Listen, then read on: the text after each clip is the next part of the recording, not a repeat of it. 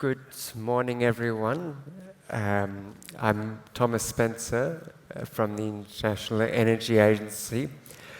I've been really looking forward to this panel today on, I think, the hottest topic in energy today, which is what will the impact of artificial intelligence be on the energy system, but also the other way around, what will the impact of energy be on the development of artificial intelligence? This is particularly important because really fundamentally there is no artificial intelligence without AI. So no artificial intelligence without energy. Let me just say a few brief words of introduction before introducing our panel and handing the floor over to them. When we look today at the energy system, data centers account for about 1.5% of global electricity consumption. It's not very much at the macro level, but investment in data centers driven by AI is growing extremely quickly, about 60% per year. And the problem with data centers is that they're quite spatially concentrated. So you get places like Northern Virginia, where data centers account already for 25% of electricity consumption. At the same time, there are constraints in the energy system in meeting the demand growth from data centers. A data center typically takes 1, 2, maybe 3 years to build. But in advanced economies, a transmission line can take 6 to 10 years to build. Our grids are often quite congested. We have supply chain constraints in things like gas turbines. So there are real questions about the energy system's ability to meet this rapid demand growth from data centers. But at the same time, AI offers a lot of opportunities to the energy sector. I'll just give you 2 examples.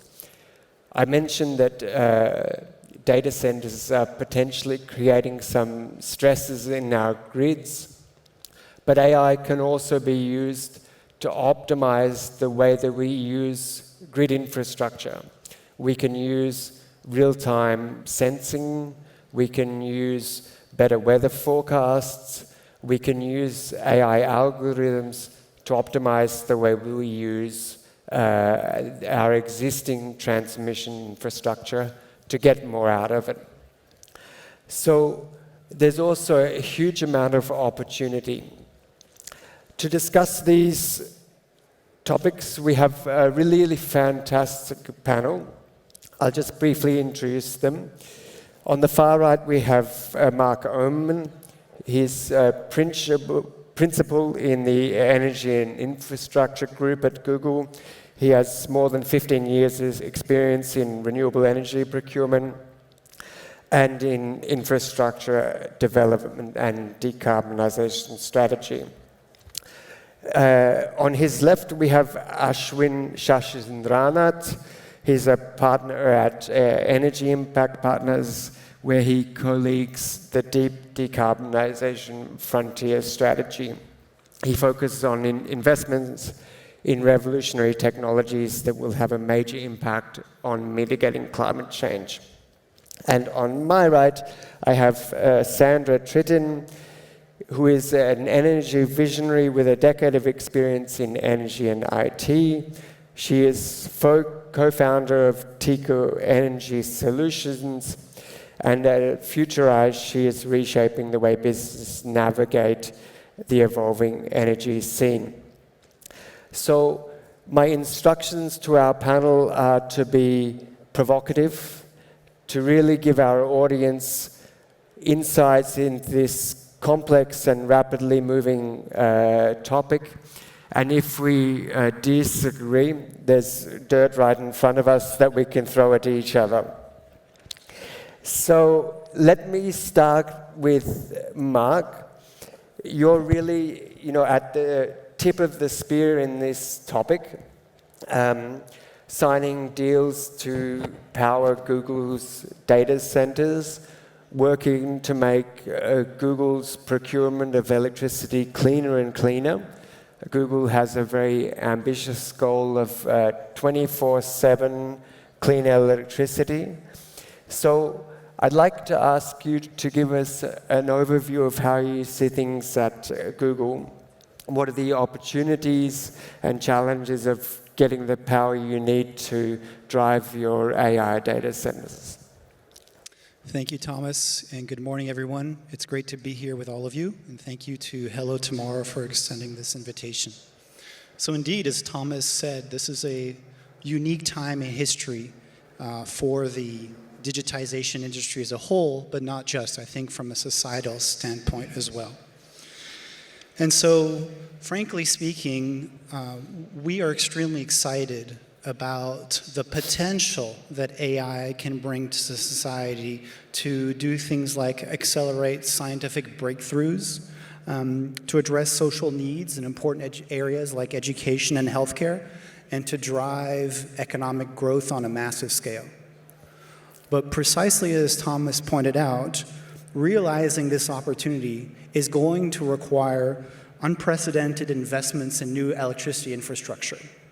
On a timeline far quicker than previous industry trends. So this is a massive industrial challenge that we're facing. And just for comparison, growing electricity supply helped enable rapid economic expansion through the second half of the 20th century. And again, today we stand at what we like to think as the brink of an era of new load growth. Why is this important for society, and what's the place of AI with respect to energy challenges? Well, a report issued in 2023 by the Boston Consulting Group explained that if brought to scale, AI has the potential to mitigate 5 to 10% of global greenhouse gas emissions by 2030. That is roughly the equivalent of the emissions of the European Union today. But there are challenges, and so let me just point to a few. AI growth will definitely require more energy to run more powerful chips. No one knows precisely how much, and we're still in the very early days of this technology. And I would really draw your attention to the DeepSeek announcement from a few months ago to show that truly there is a lot of competition in this space and projections that look 5 to 10 years out to assess what energy consumption from AI can be are likely wrong. We still have a lot of innovation ahead of us. From an energy standpoint, in terms of the challenge, the electricity load will only grow as fast as the power systems allow it to grow. And there are severe grid bottlenecks that we are really facing today, as Thomas mentioned in his introduction. And so to unlock these bottlenecks, as an energy industry, we're working on three major themes. First is unlocking grid capacity and ensuring access to clean, firm energy generation. And I'd love to come back to that in our panel discussion. The second is to develop long-term price signals in the electricity market, such as for load flexibility. And that alone, I think, is a very rich area for startups and innovation. Market design often determines price signals, but enabling flexibility requires data, software, and an industry vision, which needs to be built, frankly. And finally, on a human level, we need to invest in training and workforce development. And so that's something that's actively being developed today. We are doing all of this at Google in the markets where we operate data centers today or plan to operate them. That's about 40 different countries or energy markets. And we often do that in partnerships with companies, including several that are at this conference today. One final statement, again, thinking about the startups in this room. I'm very excited that last week, Google announced the launch of a startup accelerator focused specifically on the theme of AI and energy. And so Google will accompany a dozen or so startups through access to Google Knowledge, Google Cloud Compute resources. It's an equity-free program where for 12 weeks we will sort of mentor select startups working to unlock some of the most critical problems on AI and energy. So this was announced last week in our blog post, and applications for the European cohort is not yet open, but will open by summer 2025. So definitely something to watch out for startups working on AI and energy. Thanks so much. Yeah, if I can just add, hello everyone again. Thank you for having me here. Something Marc just pointed out as it relates to the speed of the electricity markets, the power markets, and enabling all of this. You said to be controversial and provocative, so Please here we go. That might, I think, be a feature and not a bug, in that we've seen infrastructure bubbles happen before, and generally there's a lot of enthusiasm and hundreds of billions of dollars being put to work, lots of cheap capital being available, and we still have a lot to figure out whether we need all of that data center capacity for AI, at least now. And so my view is that we should just at least be thankful for the fact that the power markets are slow and that we're not going to have this glut of stuff built out and maybe leave stranded assets in the future here. I mean, I think you've both raised the point that there's a lot of uncertainty. But even in the face of uncertainty, we need to make some decisions. So this raises the question of, what decisions are robust to different outcomes? And I think Marc rightly highlighted that we will need more innovation, including not just technological, but also institutional innovation in our power markets. Maybe I can use that as a segue to go to Sandra. You help develop business models for companies to decarbonize. So do we need new business models for AI uptake in the energy sector? How do you see that? Yeah, probably also building on what has been said before. Yeah, we need new business models because the risk will be distributed differently in the energy sector. And sorry, it makes a bit of an echo here, so this is why I'm talking so slow. I think the crucial part will be around the flexibility and the integration of these new challenges into the existing infrastructure. And there we need to work with the existing players in the market, and these players need to find new ways on how to, let's say, build their profits as well on it, but also on how to make the end user or the commercial customers profiting from it. Great. Before I go to Ashwin, I just want to remind you that you can ask questions that I'll receive here on the iPad. So please scan the QR code that you can see in front of you, and feel free to ask a question, and we'll try and leave enough time to bring in questions from our audience. So Ashwin, if I can turn to you, one of the most interesting applications of AI is for innovation. We saw the Nobel Prize awarded last year for AI-driven innovation in the field of biomedicine. My perspective is that the energy sector is lagging a little bit behind in terms of thinking about how we can use AI to accelerate energy innovation. You invest in startups around the world. Do you see, encouraging examples of startups using AI-first approaches to energy innovation? Yeah, I think no doubt that AI is going to have a pretty significant impact on the energy industry. Some of the low-hanging fruit that we've been seeing is around materials discovery. Right. So for battery materials or for new catalysts for green molecules, I think we've seen a ton of work in that space and already starting to see the impact of that in terms of physical products being built based off of that early AI work. The most interesting one that I've seen so far is in a company that's working in the US on taking data from nuclear plants. So nuclear plants over the last 50 years have been maintaining billions of records in terms of how the plant's been operating for the last 50 years or so. And these companies are now analyzing all of that data alongside with publicly available databases to truly understand the operations at these nuclear fission sites. The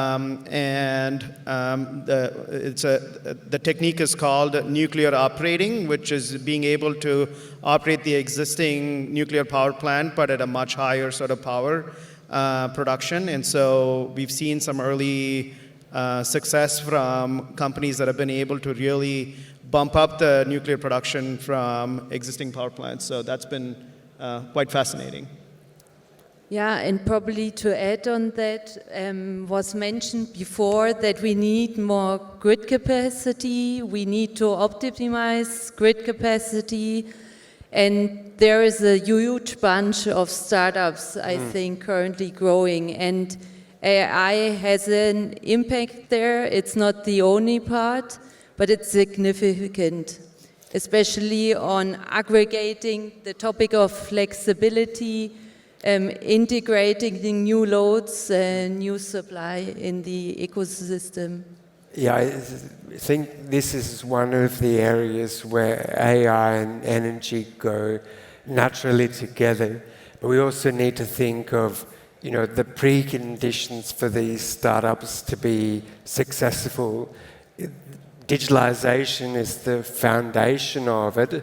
And if the energy sector, if end-use customers are not sufficiently digitalized, then there's no digital infrastructure to build AI solutions on top of it. And if regulators don't adapt to allow, for example, transmissions and system operators to use AI as part of their dispatch protocols, it will be a challenge. So there's definitely work to do.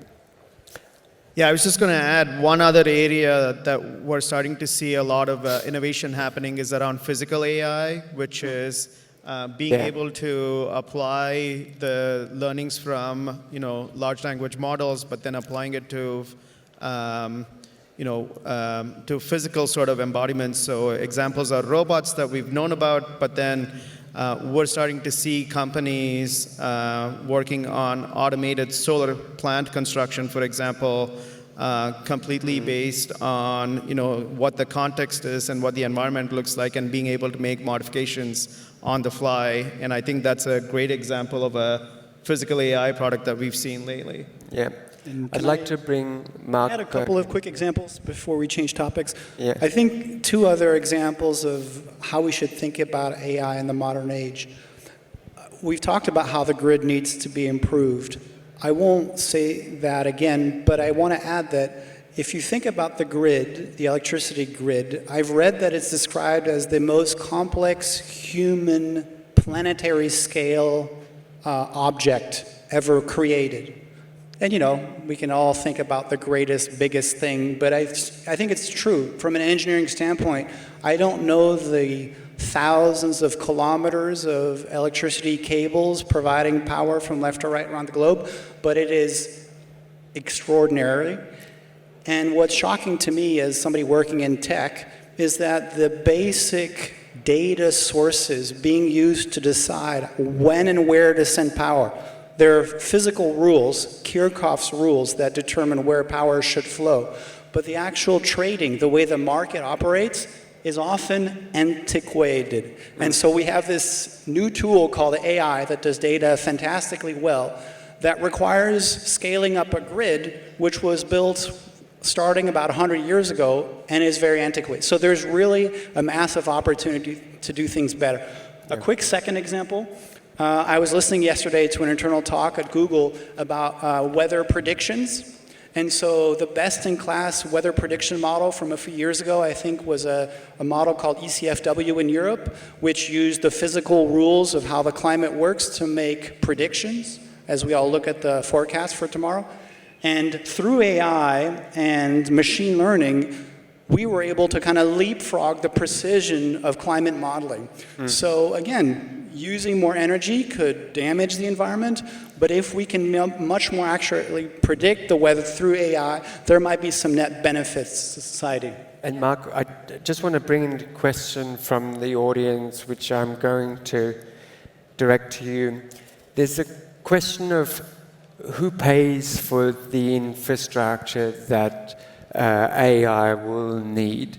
And I know that there are different models being taken in different jurisdictions, and generally it's the data center that pays for the grid connection and any updates that are required up to the grid connection, but we may also need general reinforcement of the grid. So how do you see this issue of tariff design and market design to help you get the products that you need to meet your demand, but also that there's a fair sharing? Yeah, it's the question of governance of costs of electricity grid upgrade is a crucial one. And frankly, in Europe, the way it works basically is when we look to connect a new data center, if the grid operator needs to build fresh new infrastructure to serve that data center project, which wasn't planned for in the grid's 5 or 10-year investment plans, then those costs sit with the data center operator. So in that sense, there is a burden of cost based on the data center developer that develops AI. If the data center is connecting at a place of the grid that was already reinforced, then there's obviously fewer costs of the project. But I think the other thing to think about, and I think it's really important, is Europe is massively investing in large offshore wind farms all along the North Sea, the coast of the UK, the Netherlands, Belgium, Germany, and so on. Those huge offshore wind farms will need consumption, and probably the single greatest concentrated consumer of power is a data center. So some really interesting design questions. If you can put data centers connected to those upcoming offshore wind farms, there's a real win-win. And if those data centers can be flexible, as I think you mentioned, Sandra, that's another win for the system. Yeah. Do you want to come in on this? Yeah, also to the point before, there's one crucial element that we all need to face. We need to have the data to optimize, right? And today at Beebop, for example, we aggregate the data and flexibility of residential assets, and to connect to 10 different heat pump providers or storage providers can be quite a nightmare, right? To have the data available. So I think there is even one step before that we need to solve how to get to that data, right? Also the weather data you refer to, the grid data about the different loads. Have a look at the grid infrastructure today and how to get data, let's say, behind the last sub-power station can be quite challenging. Yeah. Absolutely. Thanks so much for bringing that up, because we talk about AI, but an AI model with bad data is a bad model. And I think there is a big message also for policymakers here that we need to think about collecting, curating, and making public the data that is needed to train good AI models. Ashwin, I want to come back to you. So Marc mentioned that we will also need, in addition to renewables, we'll need clean firm power, and that will also require innovation if we want it to be from low emission sources. So how do you see, startups and venture capital in this clean power space? And you can also address a question that's come in from our audience on the role of nuclear as you see it. Do you see startups in the nuclear space looking for capital? How does it look as a tech investor? Yeah, to maybe just think about that challenge just a little bit differently. I think of it through the lens of gigabytes, gigawatts, and gigatons. Right, so all of these three things are intrinsically related, where you've got the climate problem on one side, the energy problem on one side, and AI, and think of it as a triangle. You pull on one side, you're going to have an impact on the other two. Right. And so, at EIP, the fund that I lead, we invest in early stage moonshot ideas that can have a big impact on climate change. And we're constantly thinking about how do we bring a lot more clean, free, abundant power to the grid. So nuclear is definitely a big part of what we've done. We've invested in a nuclear fusion company called Zap Energy, and then more recently invested in a nuclear project developer focused on bringing next generation nuclear fission reactors to market in the US called Elemental Energy. So big believers in nuclear, and I'm hoping that we're going to see a lot more of that. France is clearly a leader in this space, and we're looking forward to seeing more in Europe. But then beyond nuclear, the other area that we're hyper excited about is geothermal energy. That's another clean baseload power characteristics. Plenty of places around the world where we can generate geothermal power. We've gone after some of the easy, low-hanging fruit, but then with the AI, actually, we can go now discover new places to be able to do geothermal power. So that's sort of how I think about it. And if I can jump in, make a plug, the IEA recently published kind of a global analysis of geothermal potential, commercializing pathways. So the IEA recently published a great report that I encourage everybody to read who's interested in geothermal. And I'll also mention that we as a consumer of power, we're also following geothermal very closely. And so a couple of years ago, as Ashwin knows, we partnered with a startup in the US called Fervo Energy, which I think EIP is an investor in. And they use AI to provide directional drilling to optimize the amount of power that geothermal energy can produce. And we're very pleased that recently Fervo sold its first block of clean firm power to the Nevada grid, proving that advanced geothermal, not the geothermal from 34 years ago, is a source of clean firm power. You need the right soil. You need to get to 200 degrees C, about a couple kilometers deep. So this is not easy stuff, but it can be done. And it's also great because we've got an oil and gas industry that's kind of sitting on the sidelines saying, well, what are we going to do here? And geothermal is great because it can leverage the skills and knowledge of labor force of the oil and gas industry as we transition to the clean industry. Maybe if I can just bring in a question from the audience here. So you mentioned this is not easy stuff. Could you tell us a little bit about how you see costs at Google? Are you bearing incremental costs because of your desire to procure clean energy, or do you see it stacking up commercially, or do you take a sort of multi-year perspective on this in terms of driving down costs? What's your view on that? I mean, I think we've seen a roller coaster ride in terms of energy prices if I look back 5 years. So at Google, we've signed over 115 corporate power purchase agreements. We will contract directly with a developer of a wind or a solar farm or a battery project or now geothermal, and we will sign, let's say, a 10 or 15-year agreement at a fixed price that allows that person to go see investors, to raise capital, to build that power plant, because we've de-risked the price. Sometimes if you're a solar developer, you don't know exactly how much solar will be produced, but at least on the revenue side, you know that your price piece is fixed, and price varies immensely in the energy markets. So Google, we started in 2010 signing these types of agreements. They're now quite commonplace, and lots of people, not just tech firms, sign them.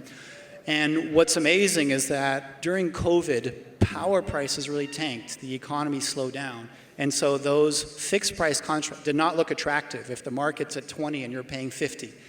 And so the finance colleagues at Google sort of called me and said, why did we sign these contracts?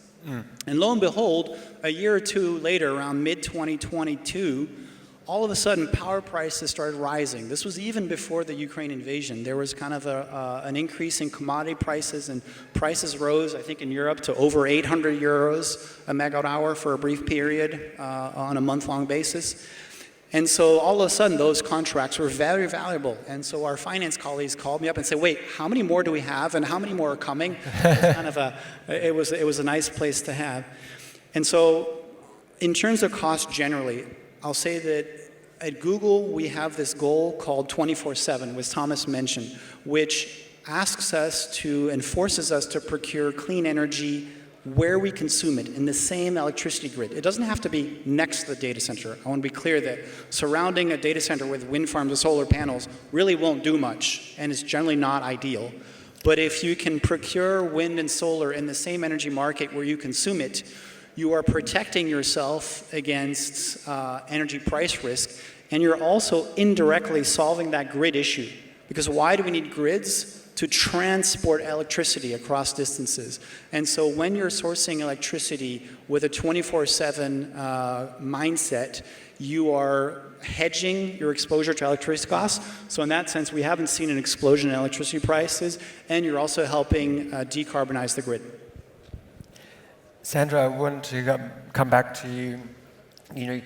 You raised this point about data, the challenge of getting data at the consumer level, so individual households' use of their heat pumps, the energy profile of large commercial buildings.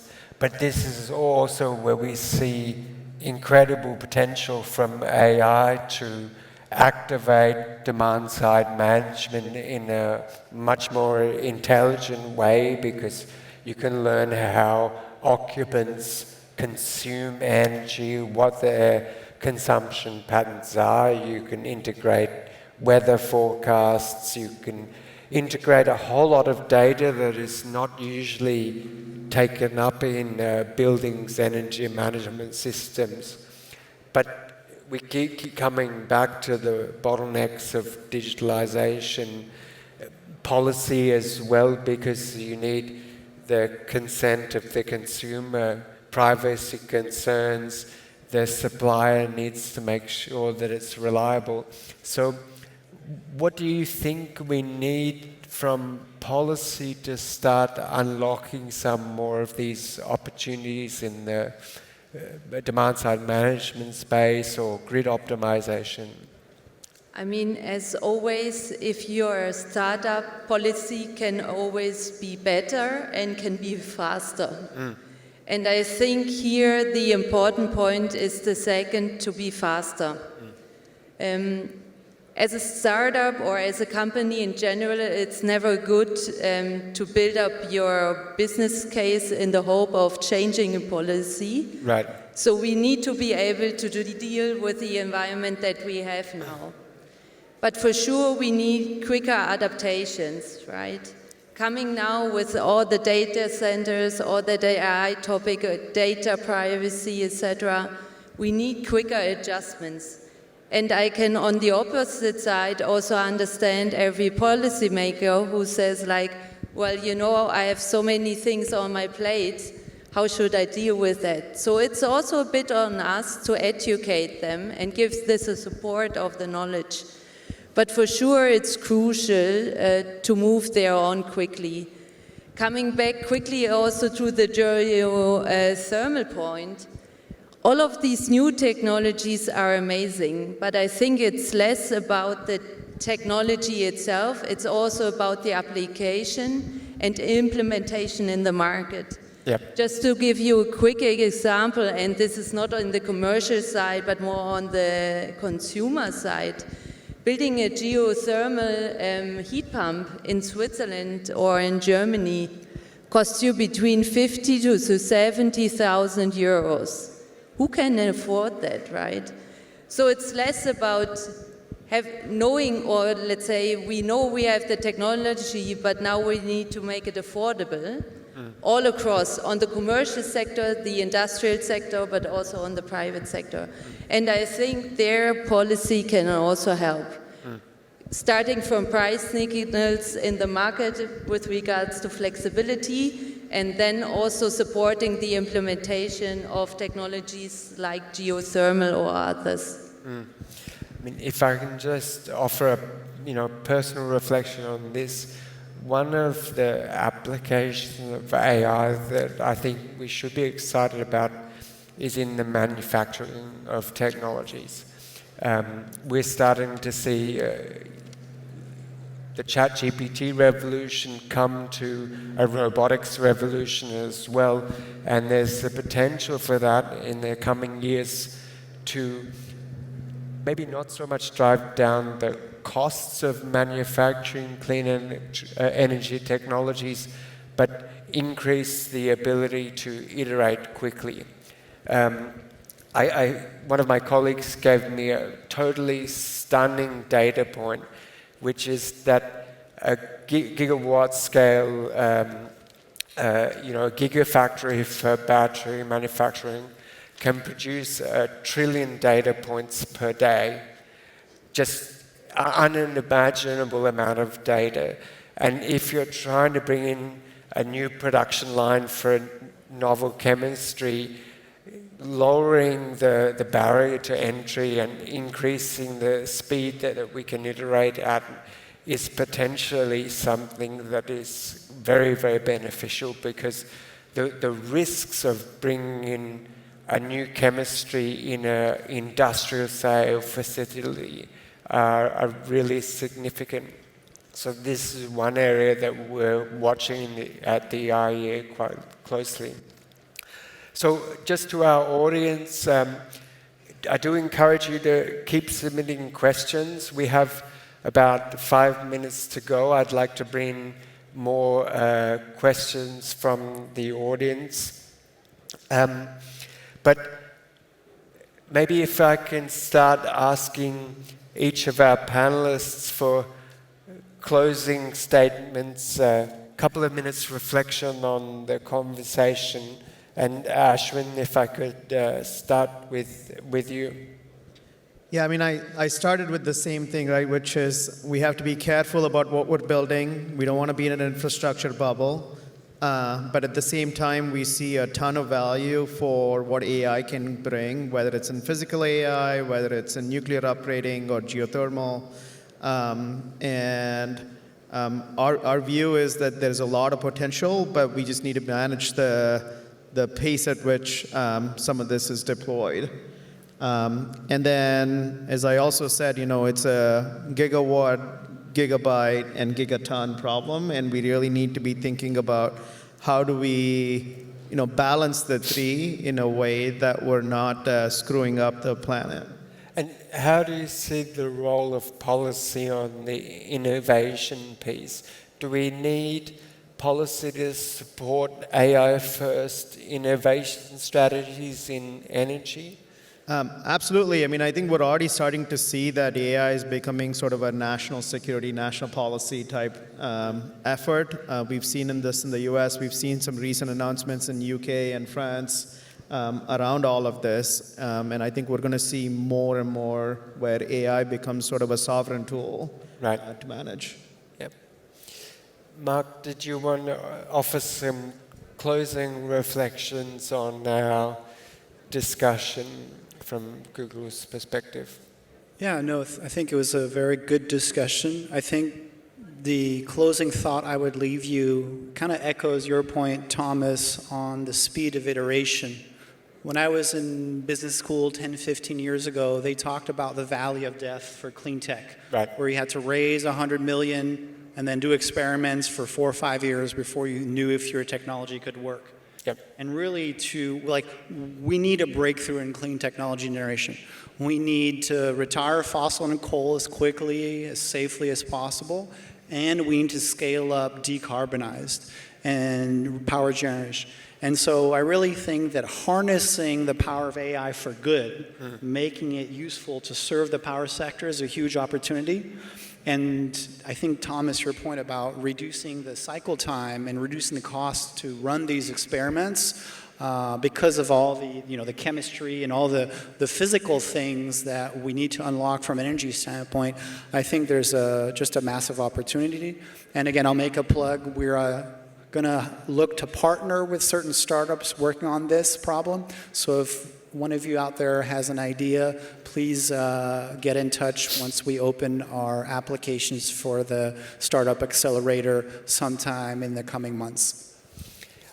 And I think, Europe has an interesting position here in the clean tech, AI, manufacturing and robotics space. If you look at how the market breaks down in this area, China and East Asia are totally dominant in terms of robotics production. The US is still pretty dominant in the software side of this, but Europe has, we looked at the numbers at the IEA, a really surprising dominance when it comes to industrial automation. The big companies working on the sensors, the control systems of industrial automation are European. And if we believe that integrating AI into manufacturing processes will be a big opportunity, Europe is actually quite well placed with a lot of intellectual capital there. And we sometimes forget this in Europe, and it is a big opportunity for our startups as well. And Thomas, can I jump in and Yeah, add to what please. you're saying? It's also important to remember that policy in Europe is very pushing the agenda on the clean energy side. So I think it was last month that the European Commission published the Clean Industrial Deal. I haven't read all of it, but it's very much pushing us to essentially give Europe the tool it needs to address the energy competitiveness challenge. How does Europe bring energy prices down in line with China and the US? And how do we enhance available grid capacity? And how do we enable the development of a sustainable digital infrastructure based on carbon-free energy at all times in Europe? Sandra, any closing reflections? Building on what has been said before, I think AI can be seen as the glue between the old and the new energy economy. Because we have the existing infrastructure, we are building new infrastructure and decentralized resources in nuclear, geothermal, data centers, etc. And we have to integrate it as efficiently and as quickly as possible in what we have. Right? It's that network you were referring to, and it's so complex worldwide. But AI really gives a huge chance to us on doing that as soon as possible, right? And this is what we need. And on top, it helps us to decarbonize for the future. Yeah. So I think that's a great way to close us out. It's the glue between the old and the new. We're coming up against time, so thank you to our panelists, Marc, Ashwin, Sandra. Thanks to the audience for listening to us and asking your questions. And thank you to Hello Tomorrow for having us. And we didn't end up throwing dirt at each other, so I think we all agree that the opportunities are tremendous, but there's still a lot to do. Thank you.